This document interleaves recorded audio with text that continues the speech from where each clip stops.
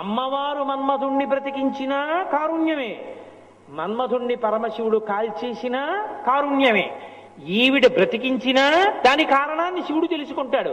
శివుడు చంపినా పార్వతీదేవికి అర్థం అవుతుంది తప్ప వాళ్ళిద్దరూ నువ్వు చంపేవాడివి నేను బతికిస్తాను, లేదా నువ్వు బతికించేదానివి నేను చంపేవాడినా అని ఇద్దరు వాదులాడుకోవడం అనేటటువంటిది మీకు కనపడదు.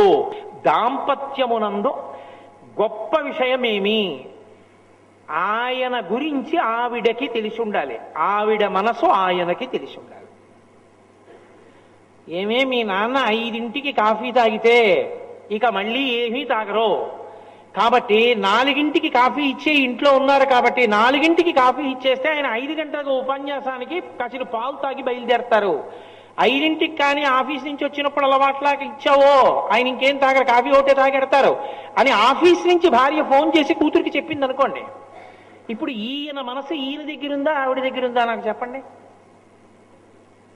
ఈయన 5 గంటలకి కాఫీ తాగితే ఇక మళ్ళీ ఏమీ తాగకుండా ఉపన్యాసాలకు వెళ్ళిపోతాడు, అందుకని 4ంటికి ఇచ్చేస్తే గంట తర్వాత కాసిన పాలు తాగుతాడని గుర్తు పెట్టుకుని ఆఫీస్లో ఉన్నావిడ ఫోన్ చేసి ఈయనకి కాఫీ ఇప్పించింది ఇంట్లో ఉన్న ఆయనకి.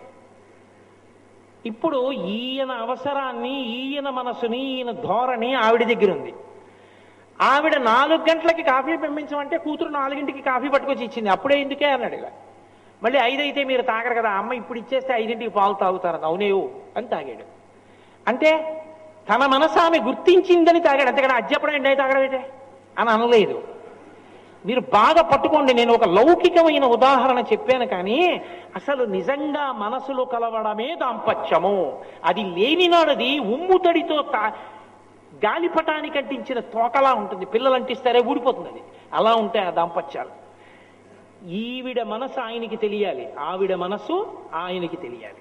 తెలిసిన నాడు ఆవిడ బలహీనతని ఆయన కప్పిపుచ్చుతాడు, ఆయన బలహీనతని ఆవిడ కప్పిపుచ్చుతుంది. కప్పిపుచ్చి ఒండరులు కలిసి సంతోషంగా జీవనాన్ని చేస్తారు తప్ప ఆవిడ లోపాలను ఆయన వెతికి ఆయన లోపాలను ఆవిడ వెతికిందనుకోండి అది దాంపత్యం కాదు, అది అసహ్యం. అలా ఎన్నాళ్ళు చెప్పుకుంటావు బయటికి వెళ్ళి నేరాలు, ఎన్నాళ్ళు చెప్తావు? 40 సంవత్సరాలు వచ్చేసాయి నీకు. Are you not ashamed? నీ మీద భార్య నేరం చెప్తే నీకు సిగ్గే ఇట్లా? నీ భార్య మీద ఇంకొకటికి నేరం చెప్పి మా ఆవిడికి కొంచెం సలహా చెప్దురు అని చెప్పడానికి నువ్వు సిగ్గుపడద్దు? కడుపున పుట్టిన బిడ్డకి పోలియో వచ్చిందనుకోండి, తండ్రి బెంగ పెట్టుకుంటాడు. 1,00,000 దాద్దాం అనుకున్న తండ్రి 5 లక్షలు దాస్తాడు. అరే పోలియో పిల్లకి రేపు పొద్దున్న 5 లక్షలు ఇస్తే కాస్త మంచివారుడు వస్తాడేమో, లేకపోతే 2 లక్షలు ఇచ్చినా ఎందుకైనా మంచిది, దాని పేరు మీద 3 లక్షలు ఉంచుదాం, పాపం పిల్ల అవుకు పిల్ల అని బెంగ పెట్టుకుంటాడు తప్ప ఇది పోలియోతో బాధపడుతున్నటువంటి పిల్ల అని ఈసడించి వీధిలోకి వెళ్ళి మా అమ్మాయికి పోలియో అండి నా దరిద్రం అంటాడా? అనడు. ప్రేమ చేత తన కూతురుకున్న అవకరాన్ని తండ్రి కప్పేశాడు. నీ భార్య యందు బలహీనత ఉంటే భర్త సమర్థతతో కప్పాలి, భర్త యందు ఏదైనా కించిత్ దోషం ఉంటే భార్య తన ప్రేమ చేత కప్పాలి. అది దాంపత్యం. వీధిలోకి వెళ్ళి నేరం చెప్పుకోవడం దరిద్రం దాంపత్యం. ఈ అవగాహన ఎంత గొప్పగా ఉండాలంటే మన్మధుణ్ణి పరమశివుడు కాల్చేస్తే అమ్మవారు బతికిస్తే వాళ్ళిద్దరికి అర్థమైంది ఎవరు ఎందుకు కాల్చారో ఎవరు ఎందుకు బతికించారో. కాల్చాడని ఆవిడ సంతోషించింది, బతికించిందని ఆయన సంతోషించాడు. అది వాళ్ళ దాంపత్యం.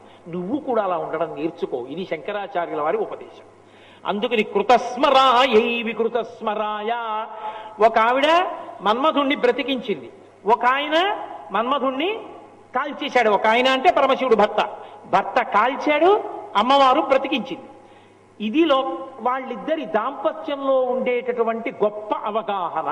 అందుకే మీరు చూడండి వాళ్ళిద్దరూ ఎప్పుడూ తల్లిదండ్రులుగా ఉంటారు. మీరు చూడండి తల్లిదండ్రుల యందు ఒక లక్షణం ఉంటుంది. తండ్రికి బాధేసింది అనుకోండి కొడుకు ప్రవర్తన గురించి, ఎంత కష్టపడ్డాను వాడి గురించి, రాత్రింబవళ్ళు కష్టపడి తీసుకొచ్చి రూపాయి కూడబెట్టి రేపొద్దున బ్యాంక్ లోన్ తీసుకుంటే మళ్ళీ వాడు ఉద్యోగం చేసుకుని కట్టుకోవాలని రూపాయి లోన్ పెట్టకుండా వాడిని అంత చదివించి వృద్ధిలోకి తెచ్చి ఉద్యోగం వేయించాను. మొన్నను మీ కంపెనీలో ఏమైనా బోనస్ ఇస్తారా అని అడిగాను. అబ్బాయి ఏమి ఇవ్వరు నాన్నగారు అన్నాడు. అన్న కాసేపటికే వాడి స్నేహితుడు వచ్చాడు. వచ్చి వీడు ఇంట్లో ఉండగా వీడు ఎదురుగుండానే అదేంటి అంకుల్, మీకు బాబు ఏమైనా కొనిపెట్టాడా? నేను మా నాన్నగారికి పంచెల షాపు అవి కొని పట్టుకెళ్ళాను, మాకు ఈ మధ్య బోనస్ ఇచ్చారు కదా. ఒరే నువ్వేం కొన్నావురా మీ నాన్నగారికి అన్నాడు. వాడు కొడుకు ఏం మాట్లాడలేదు, తండ్రి ఏం మాట్లాడలేదు, ఇంటికి వచ్చేసాడు. కానీ తండ్రి ఎంత బాధపడతాడు. వాడికి బోనస్ వస్తే నేను అడుగుతానే, కానీ వాడు చెప్పలేదు నాకు బోనస్ వచ్చిందని, రాలేదని అబద్ధం ఆడాడు. అంటే వాడికి వస్తే నేను తీసుకుంటానా? తీసుకునేవాడిని అయితే వీడికి ఇంత ఖర్చు పెడతానా? ఎవరి కోసమే ఇదంతా, నేను పోయాక వాడికే ఇచ్చేస్తాను. కానీ వాడు మాట చెప్పడానికి దాచుకున్నాడు, చూసావా అంటాడు. భార్యతో చెప్పుకుంటాడు కష్టాన్ని. భార్య ఎవరికి చెప్పుకుంటుంది కష్టాన్ని? ఆయనకే చెప్పుకుంటుంది. ఇద్దరూ చెప్పుకున్నారు. నిజమే, ధూర్తుడు ఏమోవాడు అథవా ఎటువంటి పిల్లాడండి. అలాంటి పిల్లాడు మన కడుపున పుట్టడం మన దరిద్రం అండి నిజంగా. ఛీ, అలాంటి వాడిని 9 నెలలు మోసానండి అంది. అయిపోయింది, వారం రోజులైంది. కొడుక్కి పచ్చకామెరలు వచ్చాయి, హాస్పిటల్లో జాయిన్ చేశారు. మామయ్య గారు మిమ్మల్నే తలుస్తున్నారు, ఆయన తొందరగా రండి మామయ్య గారు అని కోడలు ఫోన్లో అంది. ఉసే పిల్లాడికి కామెరలుట, నన్నే తలుస్తున్నట్టే, బయలుదేరిపోదాం అన్నాడు తండ్రి. ఆవిడంది, ఏమంటే మొన్న నన్ను చెప్పారు కదా కొడుకు మీద, ఎందుకండి వెళ్ళడం? వెళ్ళొద్దంటుందా అమ్మ? అందో. కొట్టినా వాళ్ళే, పెట్టినా వాళ్ళే. కొట్టడం వాళ్ళ దగ్గరే ఉంటుంది, పెట్టడం వాళ్ళ దగ్గరే ఉంటుంది. ఎవరిలో? తల్లిదండ్రుల్లో. ఆ తల్లిదండ్రుల మధ్య ఉన్న అనుబంధం దాంపత్యం. తల్లిదండ్రులు అంటే అలా ఉంటారు లోకంలో, వాళ్ళిద్దరిది అదే ధోరణే. ఆ ధోరణే లోకానికి అంతటికీ వచ్చింది. అందుకే లోకం తప్పు చేసిందనుకోండి, ఆవిడ భర్తని రెచ్చగొట్టి దెబ్బ కొట్టిస్తుంది. నిరీశ్వర యాగం చేశాడు దక్ష ప్రజాపతి, అందరూ వెళ్ళారు తగుదనమ్మా అని. ఆవిడ ఆయనకి కోపం తెప్పించాలని శరీరం వదిలిపెట్టింది. పరమశివుడు రుద్రుడయ్యాడు, వీరభద్రుడిని సృష్టించాడు. వీరభద్రుడు వచ్చి యాగంలో ఉన్న వాళ్ళందరినీ చితక్కొట్టేశాడు. ఆఖరికి దక్ష ప్రజాపతి యొక్క మెడ కూడా కోసేశాడు. అందరికీ దెబ్బలు తగిలాయి. కొంతకాలం అయిపోయింది, మళ్ళీ ఆవిడ హైమవతిగా జన్మించింది. మళ్ళీ పార్వతీ పరమేశ్వరుడు దంపతులు అయ్యారు. పరమశివుణ్ణి ఏం అడగలేదు ఎవ్వరు. వెళ్ళి క్షీరసాగర మథనం చేశారు అమృతం కోసం. అమృతం పుట్టింది. ఇప్పుడు అమృతం పుట్టడానికి ముందు హాలాహలం పుట్టింది. అందరూ పరిగెత్తుకుంటూ కైలాసానికి వెళ్ళారు. శని కైలాసముదొచ్చి శంకరుని వాసద్వారముంజేసి ఈశుని దవ్వారుకు లడ్డు పట్ట తలమంచుందొచ్చి కుయ్యో మొర్రో విను మాలింపము చిత్తగింపము దయన్ వీక్షింపమన్ సంభుజానన ముక్కల్ కని రక్తరక్షణ కళా సంరంభుని. ఆ కైలాసానికి వెళ్ళి తల్లిదండ్రులు మీరే రక్షించాలన్నారు. ఏమండి, వీళ్ళు ఇంతకు ముందు నిరీశ్వర యాగం చేశారు కదా, దక్షయజ్ఞం చేశారు కదా, మీకు హవిస్సు కూడా ఇవ్వనన్నారు కదా, అప్పుడు వీళ్ళందరూ తగుదనమ్మా అని వెళ్ళి హవిస్సు పుచ్చుకున్నారు కదా, ఇప్పుడు మంచి పని అయింది, హాలాహలం వచ్చింది, మీరు వెళ్ళకండి అంది ఆవిడ. అనలేదు. పిల్లలండి రక్షించండి. ఆయన ఏం చేశాడు? గబగబా వెళ్ళి హాలాహలం పుచ్చుకుని నోట్లో పెట్టుకుని మింగితే కడుపులో ఉన్న లోకాలు పోతాయి, వదిలితే పై లోకాలు పోతాయి. ఊర్ధ్వలోకాలు అధోలోకాలు పోకుండా ఉదరము లోకంబులకును సదనంబకు టెరిగి శివుడు చటుల విషాగ్నిన్ కుదురుకొనే కంఠబిలమున పదిలంబుగా నిలిపే సూక్ష్మ ఫలరసము క్రియం. కడుపులోకి తీసుకోకుండా కంఠంలో పెట్టుకుని తెల్లని శంకరుడు నల్లటి మత్సని పొంది నీలకంఠ, గరళకంఠ, శ్రీకంఠ అని పేరు పొందాడు. లోకం తప్పు చేసిందనుకోండి, ఆవిడ భర్తని రెచ్చగొట్టి దెబ్బ కొట్టిస్తుంది. నిరీశ్వర యాగం చేశాడు దక్ష ప్రజాపతి, అందరూ వెళ్ళారు తగుదనమ్మా అని. ఆవిడ ఆయనకి కోపం తెప్పించాలని శరీరం వదిలిపెట్టింది. పరమశివుడు రుద్రుడయ్యాడు, వీరభద్రుడిని సృష్టించాడు. వీరభద్రుడు వచ్చి యాగంలో ఉన్న వాళ్ళందరినీ చితక్కొట్టేశాడు. ఆఖరికి దక్ష ప్రజాపతి యొక్క మెడ కూడా కోసేశాడు. అందరికీ దెబ్బలు తగిలాయి. కొంతకాలం అయిపోయింది, మళ్ళీ ఆవిడ హైమవతిగా జన్మించింది. మళ్ళీ పార్వతీ పరమేశ్వరుడు దంపతులు అయ్యారు. పరమశివుణ్ణి ఏం అడగలేదు ఎవ్వరు. వెళ్ళి క్షీరసాగర మథనం చేశారు అమృతం కోసం. అమృతం పుట్టింది. ఇప్పుడు అమృతం పుట్టడానికి ముందు హాలాహలం పుట్టింది. అందరూ పరిగెత్తుకుంటూ కైలాసానికి వెళ్ళారు. శని కైలాసముదొచ్చి శంకరుని వాసద్వారముంజేసి ఈశుని దవ్వారుకు లడ్డు పట్ట తలమంచుందొచ్చి కుయ్యో మొర్రో విను మాలింపము చిత్తగింపము దయన్ వీక్షింపమన్ సంభుజానన ముక్కల్ కని రక్తరక్షణ కళా సంరంభుని. ఆ కైలాసానికి వెళ్ళి తల్లిదండ్రులు మీరే రక్షించాలన్నారు. ఏమండి, వీళ్ళు ఇంతకు ముందు నిరీశ్వర యాగం చేశారు కదా, దక్షయజ్ఞం చేశారు కదా, మీకు హవిస్సు కూడా ఇవ్వనన్నారు కదా, అప్పుడు వీళ్ళందరూ తగుదనమ్మా అని వెళ్ళి హవిస్సు పుచ్చుకున్నారు కదా, ఇప్పుడు మంచి పని అయింది, హాలాహలం వచ్చింది, మీరు వెళ్ళకండి అంది ఆవిడ. అనలేదు. పిల్లలండి రక్షించండి. ఆయన ఏం చేశాడు? గబగబా వెళ్ళి హలాహలం పుచ్చుకుని నోట్లో పెట్టుకుని మింగితే కడుపులో ఉన్న లోకాలు పోతాయి, వదిలితే పై లోకాలు పోతాయి. ఊర్ధ్వలోకాలు అధోలోకాలు పోకుండా ఉదరము లోకంబులకును సదనంబకు తెరిగి శివుడు చటుల విషాగ్నిన్ కుదురుకొనే కంఠబిలమున పదిలంబుగా నిలిపే సూక్ష్మ బలరసము క్రియను కడుపులోకి తీసుకోకుండా కంఠంలో పెట్టుకుని తెల్లని శంకరుడు నల్లటి మత్సని పొంది నీలకంఠ, గరళకంఠ, శ్రీకంఠ అని పేరు పొందాడు. ఆనాడు పరమశివుణ్ణి రెచ్చగొట్టి రుద్రుణ్ణి చేసి దెబ్బ కొట్టించినా అమ్మవారే. మళ్ళీ పిల్లలు ఇబ్బందిలో ఉన్నప్పుడు ఆయనకి గతం గుర్తు చేయకుండా వెళ్ళి రక్షించండి అని పంపించి రక్షింపచేసినా అమ్మవారే. తల్లిదండ్రులంటే బిడ్డల్ని రక్షిస్తుంటారు. ఎప్పుడు ఒక దెబ్బ కొట్టడంలోనూ ప్రేమే ఉంటుంది, వాళ్ళకి పెట్టడంలోనూ ప్రేమే ఉంటుంది తప్ప కొట్టడంలో క్రౌర్యం, పెట్టడంలో ప్రేమ తల్లిదండ్రుల యందు ఉండవు. ఇంకెవరి ఎందైనా ఉంటాయేమో. కొట్టేటప్పుడు కూడా ప్రేమతోనే కొడతారు, వీడు బాగుపడాలని కొడతారు. పెట్టినప్పుడు కూడా వీడికి జీర్ణం అవ్వాలని పెడతారు. అందుకే 10 మంది ఉంటే పెట్టరు. ఎక్కడ దృష్టి తగులుతుందో అని అమ్మ కొంగు చాట్న పెడుతుంది. లేకపోతే ఇలా అలా ఏదో మాట చెప్పి ఓ గదిలోకి తీసుకెళ్ళి వాడిని అక్కడ కూర్చో ఇక్కడ తిను అని చెప్పి తలుపేసేస్తుంది. ఎక్కడ దృష్టి తగిలేస్తుందో అని బెంగ. పెట్టడంలో ప్రేమ, కొట్టడంలో ప్రేమ. కొట్టేటప్పుడు కూడా చేతి అని గోబకి తగలకుండా చంప మీద కొడుతుంది. ఎందుకని చెవికి తగిలితే కొడుకు ఏమవుతుందో అని. కోపంలో కూడా ప్రేమ. ప్రేమ కోపము విడదీయబడి కోపం ఉండదు తల్లి యందు తండ్రి యందు. అంత ప్రేమైక మూర్తులై ఉంటారు. బిడ్డల యందు దాంపత్యం అంత ప్రేమగా పరిణమిస్తుంది. అందుకే ఆది దంపతులైన వాళ్ళిద్దరి ప్రేమ లోకం పట్ల ఎలా ఉంటుందో ప్రతి కుటుంబంలో తల్లిదండ్రుల ప్రేమ బిడ్డల మీద అలాగే ఉంటుంది. అది అలా ధారగా వెడుతుంటుంది. కాబట్టి ఆ అవగాహన ఉంది. ఆ అవగాహనయే ఇంటికి లక్ష్మీ కటాక్షం. లక్ష్మి ఏ ఇంట ఉంటుంది అంటే అస్తమానం కీచులాడుకునేటటువంటి భార్యాభర్తలున్న చోట ఉండను అని చెప్పింది ఆవిడ. నేను ఉండను అక్కడని చెప్పింది. ఎక్కడ భార్యాభర్తలు కీచులాడుకోకుండా ఒక కను సంజ్ఞతో ఒక్క మాటతో ఇద్దరూ అర్థం చేసుకుని జీవితాన్ని నడుపుతారో అటువంటి వారింటే లక్ష్మి ఉంటుంది. జనత్వణత్కంకణ నూపురాయై పదాబ్జరాజత్ ఫణిరాజితాయ హేమాంగదాయై భుజగాంగదాయ నమశివాయై చ నమశివాయ అంటారు శంకరులు. 3వ శ్లోకంలోకి వచ్చేటప్పటికి అర్ధనారీశ్వర స్తోత్రంలో అమ్మవారి యొక్క అయ్యవారి యొక్క స్వరూపాన్ని వివరణ చేస్తూ జనత్వణత్కంకణ నూపురాయి, అమ్మవారు అలంకరించుకునేటటువంటి ఆభరణములలో కంకణములు నూపురములు అని 2 ఉంటాయి. కంకణములు అంటే హస్తాభరణములు, చేతికి అలంకరించుకునేవి. నూపురములు అంటే పాద మంజీరములు, పాదములకు పెట్టుకునేటటువంటి ఆభరణములు. ఇవి స్త్రీ తప్పకుండా పెట్టుకోవాలి అని. కంకణము అన్న మాటని మీరు కొద్దిగా ప్రత్యామ్నాయం వాడితే గాజులు వేసుకోవాలి అని.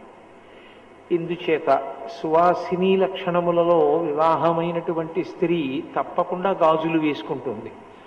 గాజులు 5వ తనానికి సూచన. గాజుల చెయ్యి అంటారు. ఎందుకు చేతికి గాజులు వేసుకోవడం? అది ఆడదానికి ఒక్కదానికే ఉంది, కానీ ఆ నియమం పురుషుడికి లేదు. పురుషుడు గాజులు వేసుకోడు, స్త్రీ గాజులు వేసుకుంటుంది. అందున ప్రత్యేకించి వివాహమైపోయినటువంటి ఆడది తప్పకుండా గాజులు వేసుకోవాలి. దానికి ఏమైనా కారణం ఉందా, లేకపోతే ఉత్తిన ఏదో అలంకారంగా బాగుంటుంది చేతికి అని చెప్పి గాజులు వేసుకోమన్నారా అంటే దానికి ఒక కారణం ఉంది. ఏమి అంటే ఆమె 3కి అన్నం పెట్టవలసి ఉంటుంది గృహిణి. 1 భర్తకి, 2 బిడ్డలకి, 3 అతిథులకు. ఈ 3కి అన్నం పెడుతుంది. ఈ 3కి అన్నం పెట్టేటప్పుడు మొట్టమొదట ఎవరిది అంటే గొప్పతనం భర్త. భర్తకి అన్నం పెడుతుంది. భర్త పరమేశ్వర స్వరూపుడు. ఆయన గుణాన్ని పక్కన పెట్టండి, కాసేపు మంచివాడిని ఊహ చేసే మాట్లాడాలి తప్ప శాస్త్రం మాట్లాడేటప్పుడు ఆయన దుర్మార్గుడు అయి ఉంటాడన్న భావనతో మాట్లాడడం అసలు మంచిది కాదు. రెండవది, నీ కర్తవ్యం నువ్వు చేయడం గురించి మాట్లాడుతుంది తప్ప శాస్త్రం నీ కర్తవ్యం అవతల వారిని బట్టి చేయడం అన్నది ఉండదు.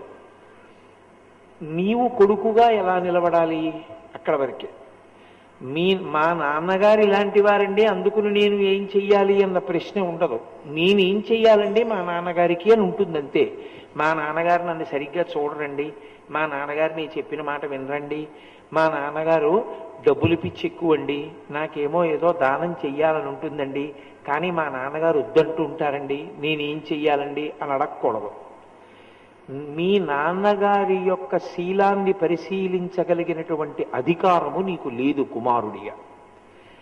ఎప్పుడు మాట్లాడినా శాస్త్రం కర్తవ్యతా కోణంలో మాట్లాడుతుంది. కర్తవ్యతా కోణము అంటే నీవు చేయవలసినది ఏమి. నేను చేసేటప్పుడు భర్తగా నేను నా భార్యకి చెయ్యవలసిన కర్తవ్యం ఏదైనా ఉందనుకోండి, ఆమె ఎటువంటిది అన్నది విచారణ చేయకూడదు. నేను నా భార్యని రక్షించాలి, అది నా ప్రథమ ధర్మం. ఆమెని రక్షించాలి అన్నప్పుడు రక్షించడమే నా కర్తవ్యం తప్ప అదును చూసి ఆమె ఇబ్బందిలోకి వెళ్ళినప్పుడు మంచి పని అయింది దీనికని కడుపులో కక్ష పెట్టుకుని ఇందుకు నేను చేయలేకపోయానని తప్పించుకునే ప్రయత్నం చేయకూడదు. ఆమె గుణగణములను విచారణ చేసి రక్షించడం కాదు, ఆమెను రక్షించడం నీ కర్తవ్యం. నీ కర్తవ్యం నువ్వు చేయాలి తప్ప అవతల వారిని బట్టి నీవు కర్తవ్యం మారడం ఉండదు లోకంలో. నీ కర్తవ్యం ఎప్పుడూ నీ కర్తవ్యంగానే నిలబడుతుంది. ఒక పుత్రుడి కర్తవ్యం ఏమిటి? తండ్రి గారి ఇంటికి తిరిగి వచ్చినప్పుడు ఒక చెంబుతో నీళ్లు తీసుకొచ్చి, నాన్నగారండి కాళ్ళు కడుక్కోండి, నాన్నగారండి ఉత్తరీయం ఇవ్వండి లోపల పెడతాను, నాన్నగారండి మీ పంచ మడత పెట్టి అక్కడ పెడతాను, నాన్నగారండి కాళ్ళు పట్టనా, ఇది కొడుకు కర్తవ్యం. ఇది చేసేటప్పుడు మా నాన్నగారు నా ఫీజు కట్టారా కట్టలేదా, మా నాన్నగారు నాకు డబ్బు ఇచ్చారా ఇవ్వలేదా అన్నదాన్ని బట్టి కాళ్ళు కడుక్కోవడానికి నీళ్ళు ఇవ్వడం ఉండదు. తండ్రి ఇచ్చినా ఇవ్వకపోయినా నీ కర్తవ్యం నువ్వు చేసేయాలి. అందులో ఇంకా మళ్ళీ ఏమి రాజీ ఏం ఉండదు. అందుకే కర్తవ్యతా కోణాన్ని మాట్లాడినప్పుడు అవతల అయినటువంటి వాడండి అన్న ప్రశ్న ఉండదు. ఒకవేళ నేను అందుకే మీరు ఎప్పుడైనా శాస్త్రాన్ని అర్థం చేసుకునేటప్పుడు కొంచెం జాగ్రత్తగా అర్థం చేసుకోవాల్సి ఉంటుంది. కొంతమంది ప్రశ్న వేస్తూ ఉంటారు. మహాపతివ్రత సుమతి, ఆమె భర్త కోరరాని హేయమైన కోరిక కోరాడు. ఆమె ఆయన్ని తల మీద పెట్టుకుని తీసుకెడుతోంది కుష్ఠరోగగ్రస్తుణ్ణి, ఆయన కోరిక తీర్చుకొని అవకాశం కల్పించడం కోసం. అలా చెయ్యడం పాతివ్రత్యమా అంటారు. ఆమె వైపు నుంచి ఆవిడ కర్తవ్యాన్ని ఆవిడ పూర్తి చేసింది, అందుకు మహాపతివ్రత. ఆవిడ కర్తవ్యం చేసింది. ఆయన సరిగా ఉండకపోతే ఆ కథలో కాదు, ఆయన గొప్పవాడే. అలా ఉండకపోతే అది ఆయన దోషం, ఆయన దోషం ఆయన్ని కట్టి కుడుపుతుంది తప్ప నీ కర్తవ్యాన్ని నువ్వు మారడానికి వీల్లేదు. నువ్వు అలా అయితే ఇంకా గుణగణములను బేరీజు వేసి కర్తవ్యం నిర్వహిస్తాను అంటే అసలు కర్తవ్యం అన్న మాటకు అర్థం. అసలు అప్పుడు ఎవరూ కర్తవ్యం నిర్వహించరు. కాబట్టి కర్తవ్య నిర్వహణ అన్న మాట యందు మీరు ఆ స్థానమునందు ఏం చెయ్యాలో అది చెయ్యడమే తప్ప అవతల వారి గురించి ప్రశ్నించేటటువంటి అధికారము మనకుండదు. నా భార్య నన్ను అనుగమించాలి, నేను మంచివాడనైనా చెడ్డవాడనైనా నన్ను అనుగమించాలి, ఆమె కర్తవ్యం పూర్తయిపోయింది. నేను మంచివాడను కాకపోతే ఆ తప్పు నాది, పరమేశ్వరుడు నాకు శిక్ష వేస్తాడు. నా గుణములను విచారించి అనుగమించడం అన్నది లేదు శాస్త్రంలో. నీ కర్తవ్యం పోయినట్టప్పుడు. మీరు నన్ను బాగా అర్థం చేసుకున్నారనుకుంటున్నాను. కాబట్టి ఆమె చేతికి గాజులు వేసుకుంటుంది, పెళ్ళయిన తర్వాత ప్రత్యేకించి వేసుకుంటారు. ఎందుకు వేసుకుంటారు అంటే ఆమె భర్తకి అన్నం పెట్టాలి, భర్తకి పలహారం పెట్టాలి. భర్తకి అన్నం పెట్టినప్పుడు అది సాక్షాత్ పరమేశ్వరుడికి పెట్టినట్టే. నేను ఈశ్వరుడికి నైవేద్యం పెట్టాననుకోండి, నేను చక్కగా ఆ మంత్రాన్ని జాగ్రత్తగా చదివి నా మనసుని భగవంతుని యందు నిలబెట్టి ఆయన ఆ పదార్థాన్ని స్వీకరిస్తున్నాడన్న భావన బాగా నిలబడేటట్టుగా నేను నైవేద్యం చెయ్యాలి. అదే నా భార్య నాకు తీసుకొచ్చి ఓ 2 ఇడ్లీలు పెట్టిందనుకోండి, ఆమె తీసుకొచ్చి 2 ఇడ్లీలు మా ఆయనే అని పెట్టినా ఆ 2 ఇడ్లీలు నేను తింటే ఆవిడ ఖాతాలో ఏం వేస్తారంటే పరమేశ్వరుడికి ఆవిడ బాలభోగం చేసింది, ఆవిడ పరమేశ్వరుడికి పెట్టింది ఆ 2 ఇడ్లీలు, పరమేశ్వరుడు తిన్నాడు. ఇప్పుడు నా వైపు నుంచి, పురుషుడి వైపు నుంచి ఈశ్వరుడికి ఏదైనా పెట్టడం అంత తేలికైన విషయం కాదు. కానీ స్త్రీ వైపు నుంచి నిరంతర భగవదార్చన చేసే అవకాశం వాళ్ళకు ఉంటుంది. పురుషుడు మీరు చూడండి, చేతికి ఉంగరం లేకుండా ఆచమనం చేయకూడదు. చేతికి ఉంగరం లేకుండా యజ్ఞయాగాది క్రతువులలో హవిస్సులు ఇవ్వకూడదు. అందుకే ఏదీ లేకపోతే ఉంగరం దర్భ ముడివేసి వేలుకి చుడతారు, పవిత్రం అంటారు. అది పెట్టుకుని చెయ్యాలి. అసలు ఉంగరం లేకుండా ఉండకూడదు. ఎందుకంటే ఉంగరం లేకుండా ఆచమనం చేస్తే నెత్తురు ఆచమనం చేసినట్టు. అందుకని పురుషుడు ఉంగరంతోనే ఉండాలి. ఆ ఉంగరం బంగారమే ఉండాలని ఏం లేదు, బంగారం ఉంటే చాలా మంచిది. ఎందుచేత అంటే బంగారము విలువైనదని కాదు అక్కడ అర్థం, బంగారము శివవీర్యం. ఆ కారణం చేత బంగారానికి కొంత పవిత్రత, కొంత విశేష శక్తి ఉంది. అందుకని బంగారం ధరిస్తారు.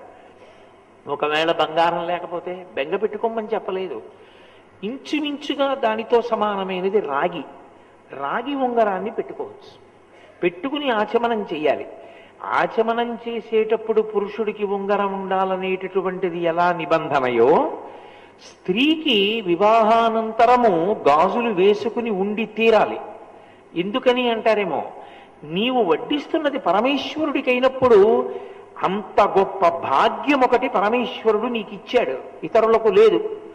ఎంతకాలము నీవు జీవించి ఉన్నావో అంతకాలము నువ్వు పరమేశ్వరారాధన చెయ్యగలవు, పరమేశ్వరుడికి బాలభోగం చేయగలవు, పరమేశ్వరుడికి మహానైవేద్యం చెయ్యగలవు, పరమేశ్వరుడి కాళ్ళు పట్టగలవు. నేను పరమశివుడి కాళ్ళు పట్టాలి అని అనుకున్నాను అనుకోండి, నేను ధ్యానమునందు నా మనసు కదలకుండా నిలబెట్టి కాళ్ళు పట్టాలి. నా భార్య పరమేశ్వరుడి కాళ్ళు పట్టాలనుకుందనుకోండి, నేను పడుకునుండగా వచ్చి నా కాళ్ళు పడితే పరమశివుడి కాళ్ళు పట్టినట్టే ఆమె ఖాతాలో వేసేస్తాడు. ధర్మశాస్త్రం అంతే. నేనేమి మీతో అబద్ధం మాట్లాడటం లేదు, నేను శాస్త్రమే మాట్లాడుతున్నాను. కాబట్టి ఇప్పుడు ఏమవుతుందంటే, ఒక ఆడదానిగా ఆమె ఏది చేస్తోందో భర్తకి అవన్నీ పరమేశ్వర సేవల కిందే తీసుకుంటారు.